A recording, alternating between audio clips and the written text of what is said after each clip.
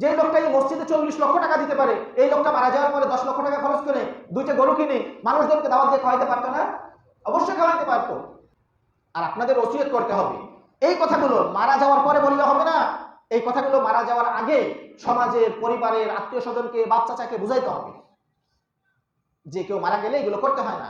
আপনি আপনার সন্তানদেরকে বলে যাবেন, দেখো বাবা, সমাজের মানুষ কিন্তু একবেলা খাওয়ার জন্য বসে থাকবে, আমি মারা গেলে আমার সম্পদ দিয়ে, বা তোমরা এই সম্পদের মালিক যখন হবে, এই মিলাদ 4 দিনের দিন এই খাদ্য খাবারগুলো তোমরা খাওয়াবে না।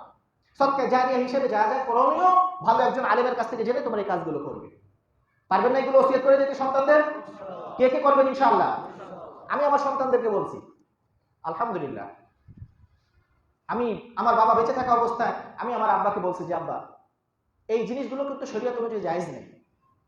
আপনি মারা গেলে, যদি আমি বেঁচে থাকা অবস্থায় আপনি মারা যান, আমি কিন্তু এই কাজগুলো আমি আমার ভাইদের করতে দেব না। তখন আমার আব্বা বলতেছে যে তুমি একজন মুফতি মানুষ, শরীয়তের কোন কাজটা করলে ভালো হবে আমার জন্য, আমি মারা গেলে তুমি সেইটাই করবে, এই জায়গায় খাদ্য খাবারের তো কোনো প্রশ্নই নাই। আলহামদুলিল্লাহ, আমাদের সমাজে এটা নাই বললে চলে। এখন এই জায়গায়ও নাই, এই জায়গায় এই এরিয়াটাও নাই, আলহামদুলিল্লাহ। গিলার চালার এই জায়গায়ও নাই।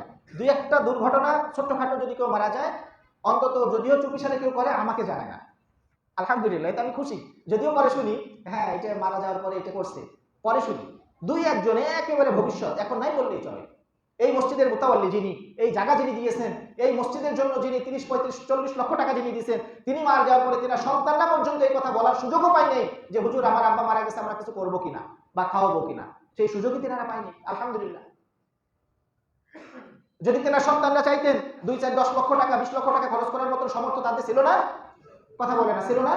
যে লোকটা এই মসজিদে 40 লক্ষ টাকা দিতে পারে, এই লোকটা মারা যাওয়ার পরে 10 লক্ষ টাকা খরচ করে 2টা গরু কিনে মানুষজনকে দাওয়াত দিয়ে খাওয়াইতে পারতো না? অবশ্যই খাওয়াইতে পারতো। আমি তেনাদেরকে বলার কারণে, তিনি বেঁচে থাকা অবস্থায় বলার কারণে, তিনি তেনার সন্তানদেরকে ওসিয়ত করেছেন। আমি এই জায়গায় ছিলাম, প্রেজেন্ট ছিলাম, যার কারণে তিনি মারা যাওয়ার পরেও আলহামদুলিল্লাহ তেনার সন্তানরা এগুলো কোনো কথাই বলেননি। এই বুঝ আমাদের সকলের ভিতরে আসতে হবে, এই বুঝ আমাদের সকলের ভিতরে আসতে হবে। আচ্ছা, আমরা কারা কারা এই মৃত্যু বাড়িতে যে 4 দিনের দিন যে খানাগুলো তৈরি করবে, আমরা কে কে খাবো না? মনে থাকবে তো ওই কথাগুলো? থাকবে তো ইনশাআল্লাহ? আচ্ছা, আপনার আত্মীয় স্বজন কেউ মারা গেলে আপনি নিজের উদ্যোগে এই রকমের কোনো খানার আয়োজন করবেন, এইরকম কে কে আছেন? কেউ আছেন এরকমের? যদি এরকম কেউ না থাকেন, তাহলে আপনার বুঝাইতে হবে। আল্লাহ বলতেছে ওয়ালা তাকরাবু মাল ইয়াতীমি ইল্লা বিল্লাতী হিয়া আহসান হাত্তা ইয়াবলুগা আশুদ্দাহ।